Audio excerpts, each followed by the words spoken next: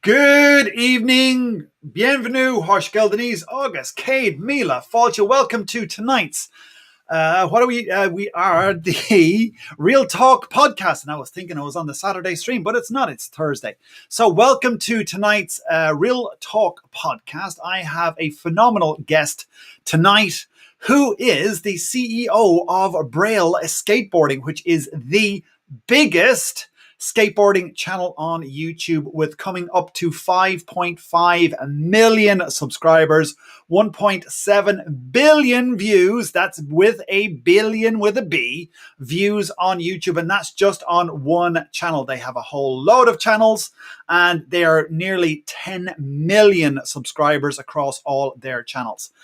They have a shorts channel, which has had bajillions of views on there. One video alone is over 8 million views, and it's only been going for 5 months. So we'll get to talk about that too. So I would love to bring on Devin Weber from Braille Skateboarding, the CEO. Welcome, Devin. Oops, where we go. So you're going again. Welcome, Devin. How are you? Good. Thank you for having me. Well, absolute pleasure to be here. So let's jump straight in. So how does a bookkeeper from Oregon become the CEO of the biggest YouTube skateboarding channel on YouTube? Well, I started in San Francisco, and that's how I knew Aaron. I've actually been friends with Aaron since before he started Braille.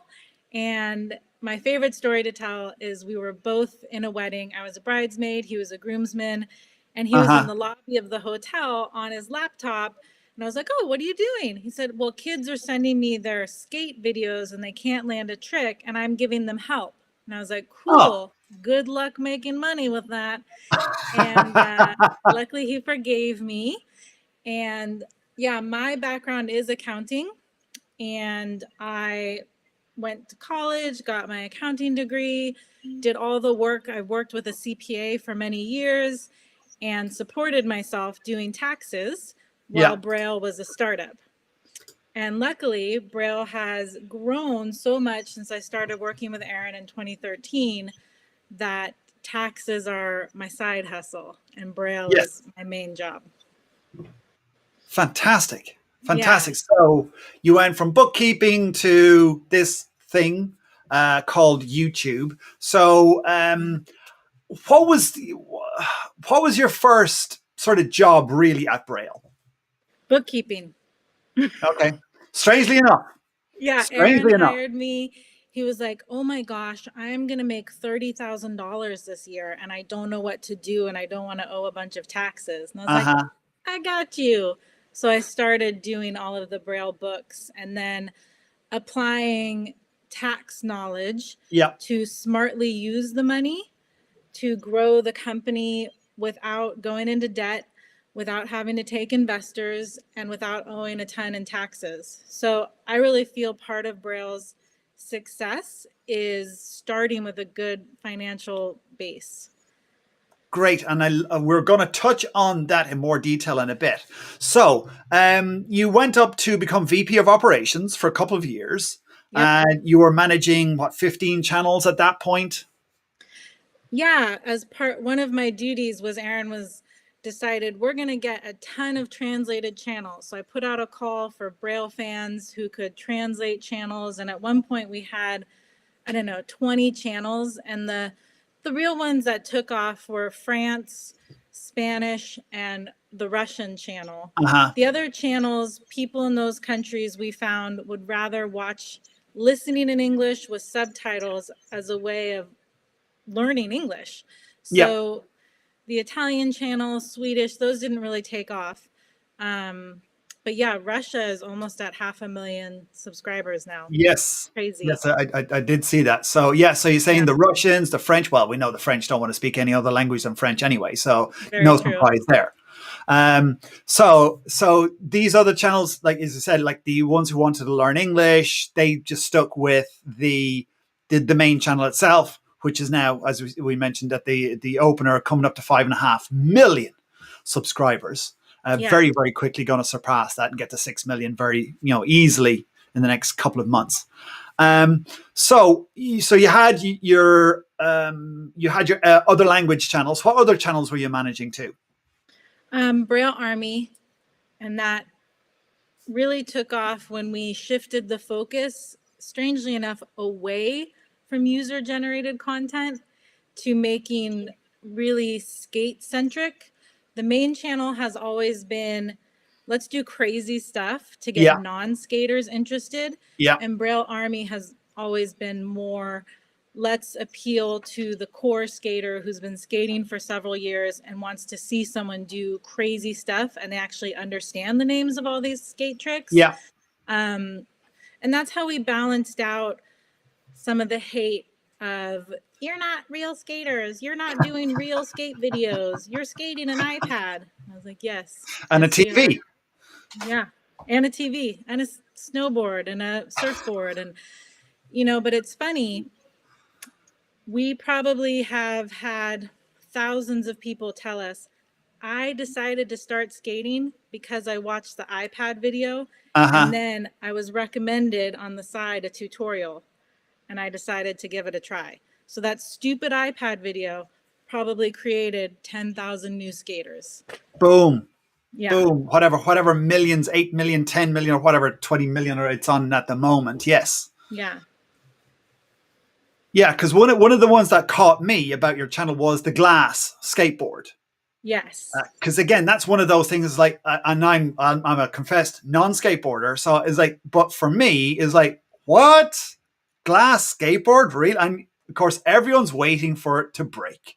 That's the Of whole course. point. And you're going back again. I was like, and that's why it's got what 24 million views.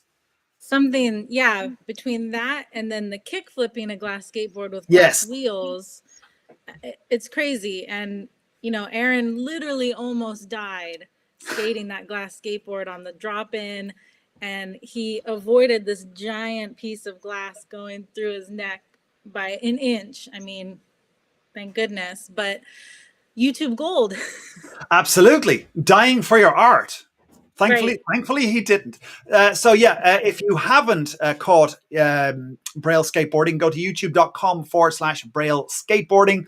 Lena will put the link in the chat area. It's in the description as well. So head on over there. And if you're interested whatsoever to skateboard or even just watch people nearly die skateboarding, make sure to hit the subscribe button. So you have, like as we mentioned, like billions with a B views, and that's just on one channel. It's not across your whole other family of channels as well. What does it take to manage all of that? A lot. I work 7 days a week. I was up at 10 o'clock last night reviewing today's video. Okay. We do a daily video. Yep. Every day upload. Yep. On both channels, Braille Army and Braille Skateboarding. So it takes a lot of time and work.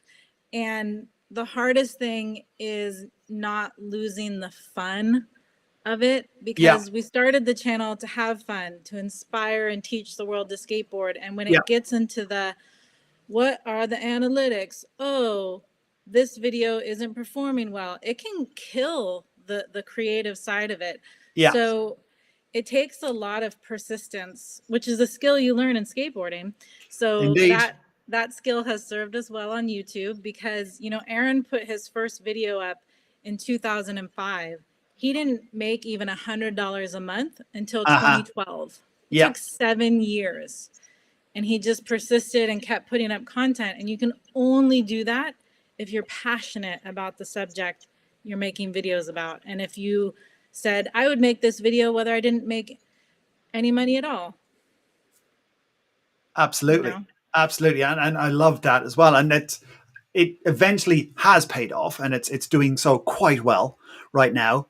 I'd like to get into like using YouTube to grow the Braille skateboarding business per se. Yes. So you have your skateboards, obviously. Right. You have your merch, obviously. You've just got into you launched your line of shoes last week.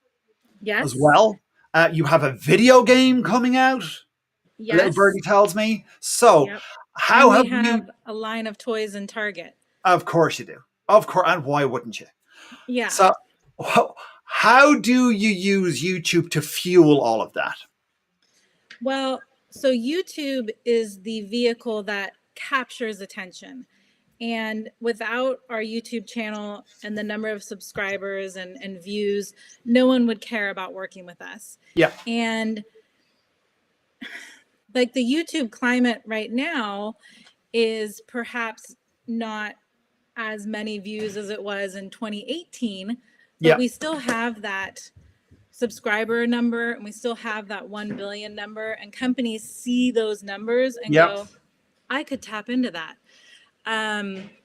So it all came about because of YouTube, even though these opportunities are off that platform. And for us, that's part of our strategy, is diversifying and not having all of our eggs in the YouTube basket. Because as we know, that is a volatile monetization basket. Exactly. It just takes one little button press and everything can just disappear. Yeah, one person doing something and 10 million advertisers pull their ads, and now you're making half as much ad revenue and you didn't do anything. It wasn't your fault. You're not the person who did that. Exactly. You know? So having monetization other than YouTube ad revenue itself is so vital if you want to expand. But those opportunities only came about because of the presence on YouTube. So was there a meeting, say in, I don't know, 2015, 16 or something like that to say, hey, let's look and see what we can do to grow our channel so we can get toys in Target, we can have our own shoe line, a video game. Was there ever a conversation like that, or was it like just No, we'll totally go? organic. I think the meeting in 2016 that Lance, Aaron, and I had was, how do we make better videos? How do we tell better stories? How do Yeah. we engage our audience more to make them want to consume more content? And how do we make good content so they're not consuming crap? And I think that was the story, and that was the conversation that led to all the later opportunities, because if our YouTube channel was just chasing trends and trying to go viral and we didn't have a strong identity, we would already be gone as a channel. Fantastic. So it's like, let's focus on the core audience. Let's look at entertaining the audience, giving them great content that they can consume and want to consume more of. And then everything else will just follow from that. Absolutely. And I think we had the next conversation in 2017 during like Adageddon, when we said, oh my gosh, we're doing all the same things. This video would have made triple this money last year. What do we do? And we realized, okay, the only thing we can do is to create other revenue sources that won't be subject to the whims of an algorithm that no one knows who it is, because apparently the algorithm is the audience, which is the craziest thing I've ever heard. But well, now it's just software. It's an AI taking over everything. So Skynet is already here. Right. Exactly. So, we didn't do skateboards originally either. Okay. Because Aaron, so it's a funny line, the skateboard world and the YouTube world. Yeah. And Aaron spans both, and he's sponsored by a skateboard company, and he has his image on their decks. So for him, he was like, I don't know if it's okay for me to sell my own skateboards. Like, these guys gave me a shot when no one else would. This channel wouldn't exist without Revive and Andy Schrock. Am I stabbing them in the back? And I was like, well, why don't we just ask? Why don't we just ask Andy? And Andy was like, I was wondering when you were going to do skateboards. It's just so funny. But that's took your time. Right. And that's who Aaron is. Like, he would never betray someone who helped him when he was struggling. Exactly. So luckily that all came about, and that was definitely a strategy of a revenue stream that we could control. We sell it on our own website. We can do paid ads. We can do email marketing. And that's just a safer stream than even, say, having Teespring or something like this, that you're still dependent on another company, and you're dependent on them printing the shirts and them shipping them on time. We really liked having control of our own customer service. I mean, obviously that means you have to hire people, so you have to be willing to expand the company to that point. I think right now we have 27 employees, which is not what I envisioned when I started, 2013. Fantastic. And if you have a question for Devin, whatever it is, anything about YouTube or skateboarding, I don't know if she'll be able to answer your skateboard questions, but pop it in the chat area and we will get those questions for Devin. So you're diversifying. So you got your skateboards now. We talked about that. You got your merch and stuff as well. You launched your shoes last week. How did that come about? So at VidCon 2019, because there was none 2020, we met with a man named Mike Beinstock, who runs a company called Semaphore.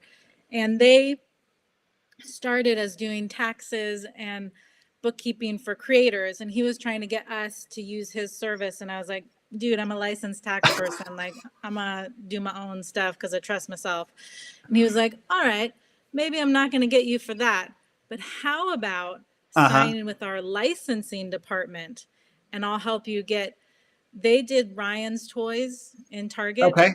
And Target was like, these sold amazingly. Get me more YouTube Yes. More influencers. YouTubers. Yes. So Mike had watched our videos, and at that meeting at VidCon, he was like, I will get you into Target.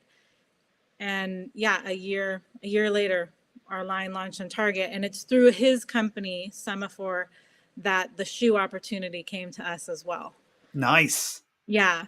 So, and at first, Aaron didn't want to do the shoes because, again, skateboard world, YouTube influencer world. And he's like, Devin, I'm competing with Nike. Like, who Uh-huh. does that?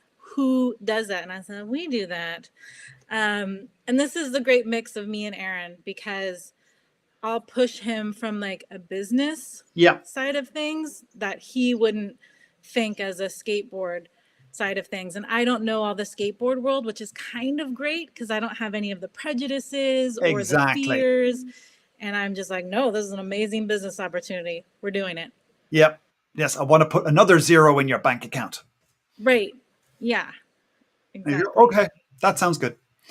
So you have your shoes now as well, and you talked about you got the you got the video game coming as well. When can we expect that? So we are going to do a soft launch probably in New Zealand because it's an English speaking country that, Okay. you And it's know, far away. they can beta test it and see if like, oh, it crashes by the third level. But we are planning by July to have it in, you know, international app stores, which is Excellent. I mean, it's crazy. It's actually like seeing the artwork and the story they're telling, and like it's Aaron's life in a video game. It's crazy.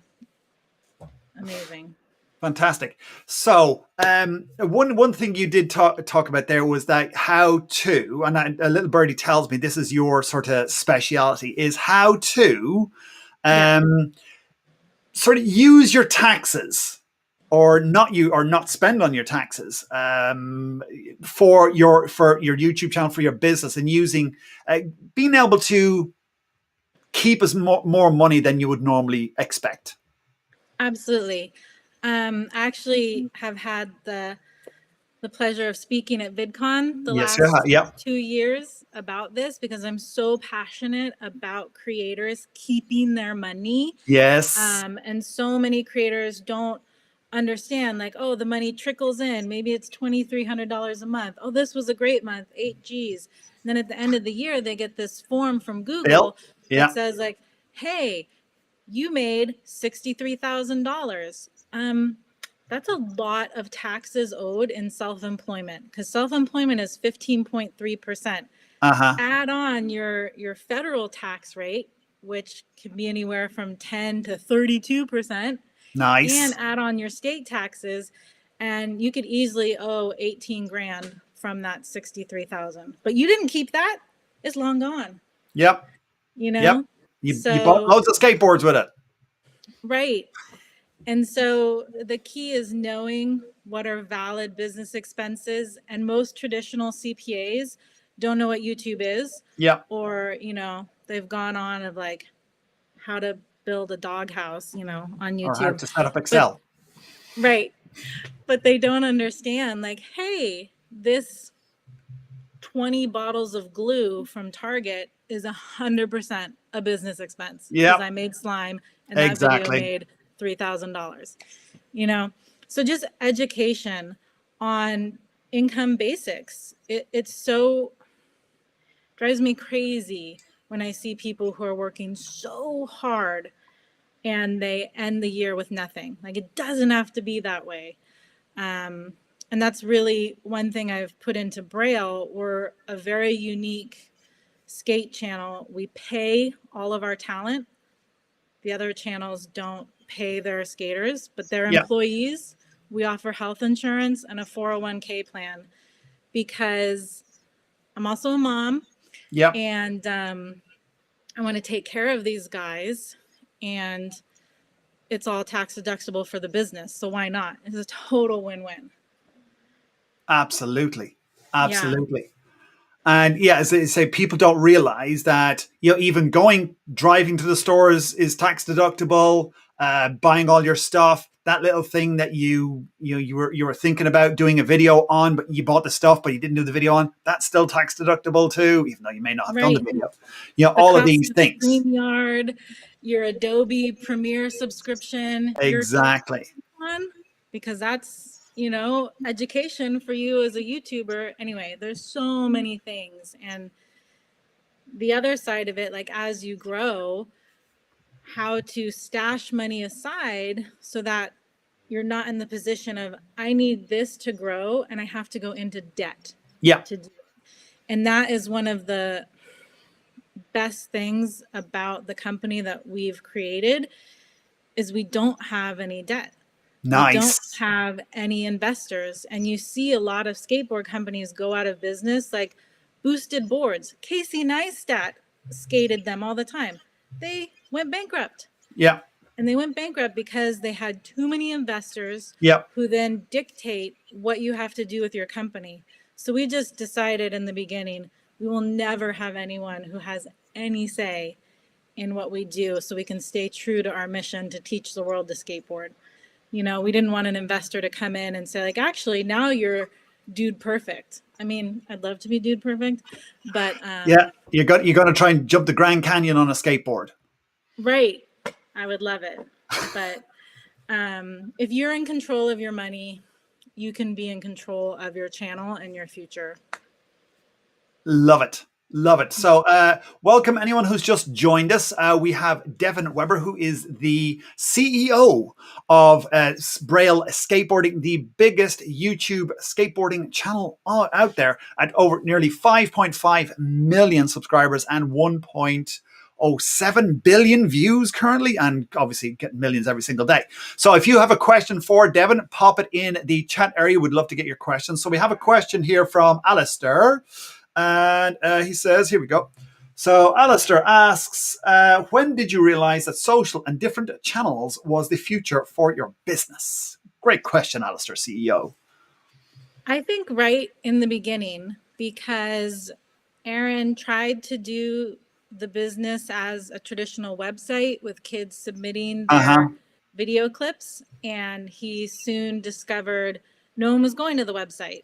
Like, it's actually difficult to drive traffic to a website when you're one of a billion. Yeah. So right away we realized YouTube is the platform that's going to attract eyeballs. Yeah. And then we didn't really get into our social media, like Instagram type of groove until, maybe even 2014. Took us a long time to figure out this whole Instagram thing. So it wasn't just me then. Figuring out this whole Instagram thing. Yeah. But yeah, we're almost at 1 million now on Instagram, which is amazing. TikTok is crazy. If you're not on TikTok, get on TikTok. Like, we're probably going to hit 1 million on TikTok before we do on Instagram. No money in it, but again. Yeah, again, once you got the numbers, you'll get the sponsors. Yeah, exactly. You can do sponsored videos on TikTok, but they've been playing around with doing a similar thing to YouTube with the Shopify merch shelf. Yeah. So as soon as TikTok has that Shopify integration, how amazing, like your TikTok videos literally become a commercial for your skateboard or whatever. So build the platform and the money will come. It's funny how many people have tried to be the next YouTube or the next TikTok and they fail. Like, we were on this app called Firework TV. I was just thinking about it this morning. And I thought, well, that didn't go anywhere, did it? I feel bad for all those people who invested a lot of money. But TikTok seems to be very stable growth. And Facebook is what Facebook is, Yeah. It's fine. And they actually have monetized videos, and there have been months where we made half as much on Facebook as we did on YouTube. Yeah. With not even 500,000 followers on Facebook. Yeah. So Facebook monetization is very real. It's hard to get into the program, And we had help getting into it. But if you can get onto the Facebook monetization program, there are days when the CPMs are better than YouTube's. So I really recommend that. And I recommend groups, Facebook Yes. groups. Those are your peeps. Those are your diehard fans.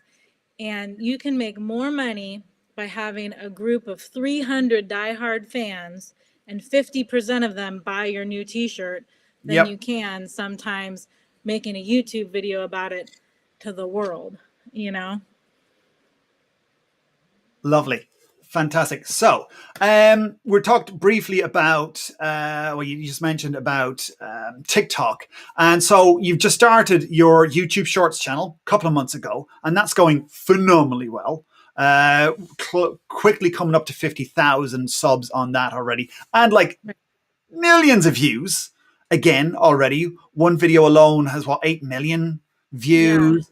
Yeah, I thought it would be the Ninja Star, but it's not. It's actually the inspirational one, which is phenomenal. And your Ninja Star skateboard one that was phenomenal when that first came out. Right.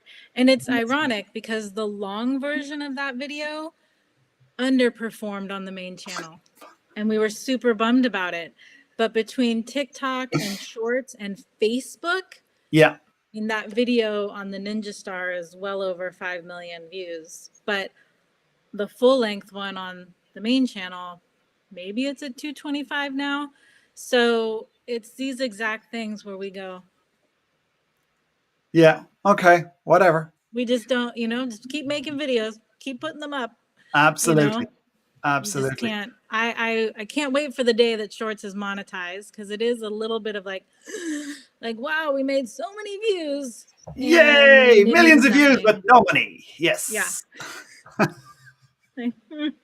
Yes, we've hit the billion, still no money. Right. Yeah. So with that, so you've actively pursued Shorts, because again, it's like the Wild West right now, and I keep saying this, it's the Wild West. No one really knows where it's going, because it's like everything that YouTube bring out, it's going to take 18 to 24 months for it to become solidified, and they know what they're doing and where they're going with it. So we don't know anything about monetization yet. That's probably going to be to the end of the year by the time they have an idea of what they're doing. But you still committed to the platform, just as I said with TikTok and stuff. Yeah, just to hedge our bets. Like, we would kick ourselves if a year from now Shorts was just rolling in the dough and we had given up. It's really like almost like stock speculating. Like, I am going to invest time in this thing just on the hope it ends up, making income. And sometimes YouTube does experiments behind the scenes, and they don't tell us as creators, and we're sitting here going like, what is happening? Like, the exact same video a year ago would have gotten triple the views. Like, what? And you go crazy. And you're never going to find the answer, because then you find out like, oh, YouTube was running an experiment to push people to van life content. Yeah. Like, Thanks, YouTube. Yeah. And they say they don't. But they do. We know they do. Well, or they've flipped a switch in the AI, and the AI has gone off and just done some random experiments that no one even knows what's happening as well. Right. Or they decide like, oh, people don't want to watch skateboard content, so they don't promote it on the side, even though we're doing all the things we know. Make longer videos. Get longer watch time. Like, these are the key stable things we know about YouTube, and then they don't work, and we're like, okay, something's going on. Yeah. This is literally what keeps me up at night. Like, how do we get the views back up to the earlier level? Exactly. You've got a video and it's doing like 500,000 views a month, and then all of a sudden you look at your analytics and it's just tanked for no reason. No one's touched it. No one's done anything, and it's just gone. And you just realize YouTube have changed something, or they said, no, we're not doing that video anymore, and all the views have just disappeared overnight. Yeah, exactly.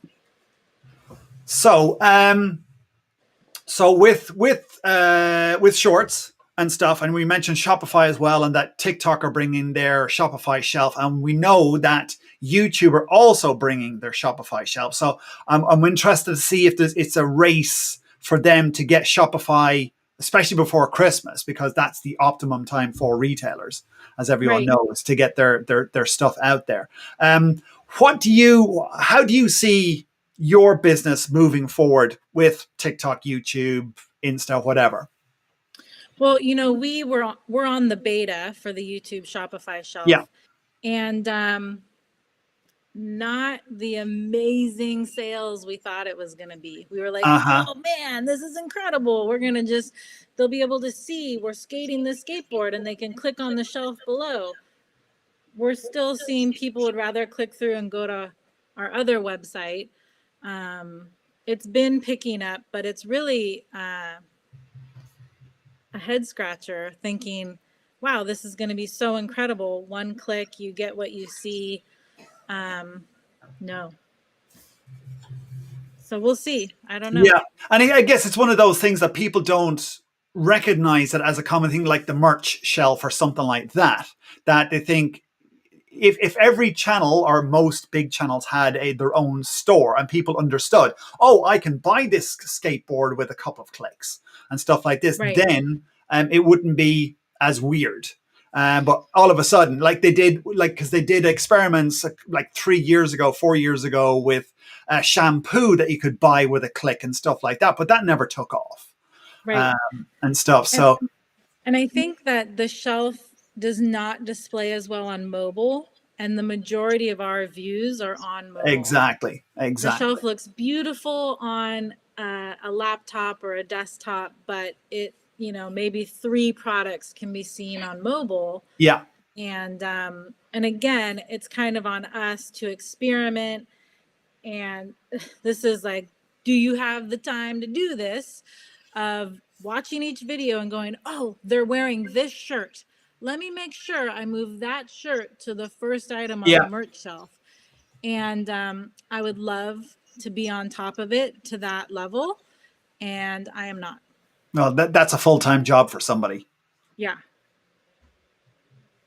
Alistair has another question. Thank you very much, Alistair, CEO. So having 5.5 million subscribers, do you find other unscrupulous YouTubers try and leverage your channel's success? Great question, Alistair. Yeah. And then earlier there was one asking how we got to 5.5. So I'm we can go there too. Yeah. One amazing answer. So we got to 5.5 million subscribers by staying true to who we are and having a key formula of crazy videos like skating an iPad, a glass skateboard that are not traditional skate content, but then having the evergreen content of how to skateboard for beginners, which got 5 million views during shutdown and COVID. Of course it did. What else are you going to do in your backyard? Right. Kids can't go play basketball. Moms want the kids to get out of the house. Yes. Get on a skateboard, watch this video. So the key is having the evergreen content and the new viral content to capture attention and then caring about your community.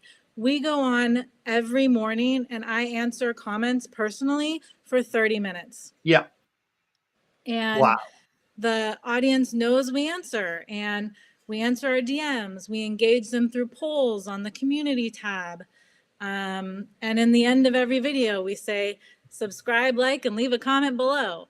It's just those elements that people want to subscribe because they go, this content resonates with me and I want to watch more of it. That's really how we grew. And then using our other social media, every time we've come close to a milestone, we do a giveaway. Guys, when we hit 5 million, we're going to give away 5 skateboards. I think we did 80,000 subscribers in 10 days because the fans wanted us to hit that skateboard. Level. Yes. Right. So then, now that we're that big, do we have people trying leveraging our success? Heck yeah. Absolutely. every skater now goes, oh, I could make money on YouTube. Yep. And they're making videos skating a 2x4 or doing a tutorial. And that's fine. Like, we want them to grow. The competition is so much higher on YouTube than it was when we had our heyday of 2016. Yeah. There's probably 100 more skate channels who are all trying to do what we're doing. And we have definitely had channels use our name in their title, and we've had to go, listen up. We are very lucky that we have a content ID system. We were trying to become a multi-channel network before they canceled it. Yeah. And so we actually have the content ID system, and we claim content of ours that people use. So most creators don't get to have that level of control. And at least every day there's 5 alerts of like, someone has used your content, and they've put it on their channel of how to kickflip, and it's just them introing and then Aaron's video, and we tell them like, hey, lovely person, you can't use this. Thank you. Bye-bye. Yeah. So you're just always going to have that on YouTube. And again, the key is to be so genuine and make your content so unique on your channel that people will keep coming back to you because they're invested in you and your success and your story, and they feel like they are important to you. Yeah. So then we actually have our fans reporting these other channels to us, like, hey, they're ripping off your content. Yep. Like, aw. Like, when we first did the foreign channels, I had so many outraged emails. Like, this guy in Russia, he's like totally stealing your videos. And I was like, no, he's okay. It's approved. Igor's fine. He's doing our stuff for us. It's fine. Exactly. Love it. So where's Braille skateboarding going in the next 5 years? It's an amazing question, and one that Aaron and our Chief Marketing Officer, Jeremy Vest, and I have been talking about. We stole Jeremy from vidIQ. Yes. Great guy.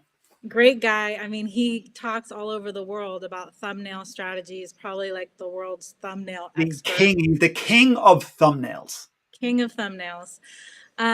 So really our biggest strategy right now is creating our own membership platform. We have an app. It's a free app in the App Store, and within it is a membership, and people can get exclusive content. They can stream all of the skateboarding made simple. We have a members only Discord board, and we're constantly interacting with the people on Discord. The guys go live on Discord once a week. And again, that's a platform that we own. Yeah. YouTube could, like, our goal is YouTube could go out of business. Not that we want them to. Not that but that's YouTube likely. Could, Google could be sued by the US and or bought by Facebook. Or by Facebook. I mean, YouTube and Facebook could implode each other, and we would be okay. And we would be still making enough money to keep our company going. So that really is the goal, is to create our own platforms for these things. And we would love to have those platforms be strong enough to be creating a way for skateboarders to make alternative income. The skateboard world is brutal. Yeah. And you can have someone who's the best skater in the world, and if Nike isn't their sponsor, they're working at Starbucks. They're broke. Yeah. And it breaks my heart.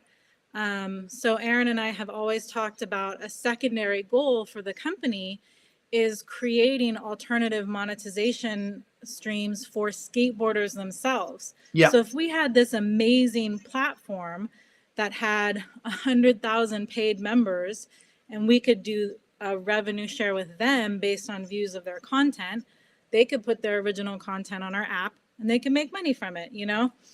Anyway, there's just all sorts of things that we have planned in the future. And we're really trying to handle the biggest barrier to starting skateboarding. And it's 2 elements. It's the fear of getting hurt, which using our tutorials and learning the correct way really takes away a lot of the risk of getting hurt.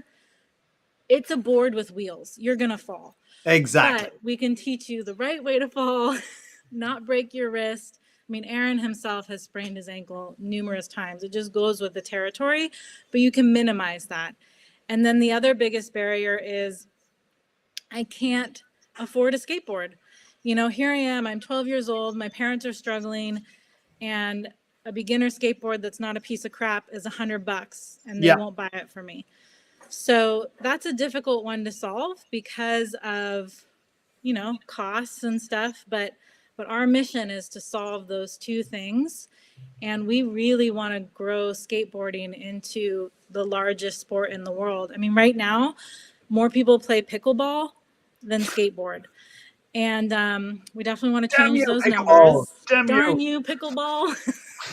I mean, more people around the world play badminton than skateboard.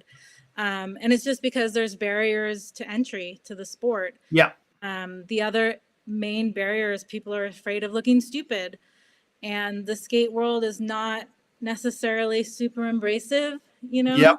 Yeah. You go to the skate park and you're brand new and you're like, I'm not going to skate in front of these guys. Yeah. So we're trying to also use our app and the membership to create a community so a new person can feel like, hey, I have friends, you know, I have a community that will support me. I can show them my footage and they won't make fun of me. So that's really our goal over the next few years. It's YouTube will always be there. We will always be on YouTube, but we want to move into like, how do we solve the problem of getting more people to skateboard? Love it. Love it. Yeah, Absolutely love it. And Alistair says, a great strategy. Take everyone with you and share. That's how we all grow. Love it. Great summation there, absolutely. Alistair. Great summation. Well, thank you very much, Devin. That has been absolutely phenomenal. So many insights into how you've grown, like this sort of off the wall topic of skateboarding and stuff. So really, really appreciate everything you've shared with us tonight, and also those tax tips as well that the viewers of this video can go and take and go, oh, I can start writing these off against my taxes as well. Yeah, and my last VidCon talk is actually a video on their YouTube channel, so anyone can go watch it and Perfect. watch. I have slides explaining self-employment taxes, explaining the most common deductions, explaining the most common errors of, you know, home Yeah. office. And anyway, if You're people really want some education, they can go check out that video. perfect. And you're never too young to incorporate a company. So Yes. have a look at that. So again, if you want to check out Braille Skateboarding, it's youtube.com/Braille Skateboarding. And if you want to check out that Ninja Star skateboard video, it's phenomenal. You will not believe it. Just do a search for a Braille Skateboarding shorts and do a selection of most popular. It's the second most popular. It's phenomenal. So again, thank you very much, Devin. We really look forward to your channel growing even more and get a couple of more subscribers. And then when you hit the 6 million mark, one of them might even get a skateboard as well. They might. Yeah. Well, thank you very much again. And really, really appreciate it. You're welcome. Thank you for having me. I know.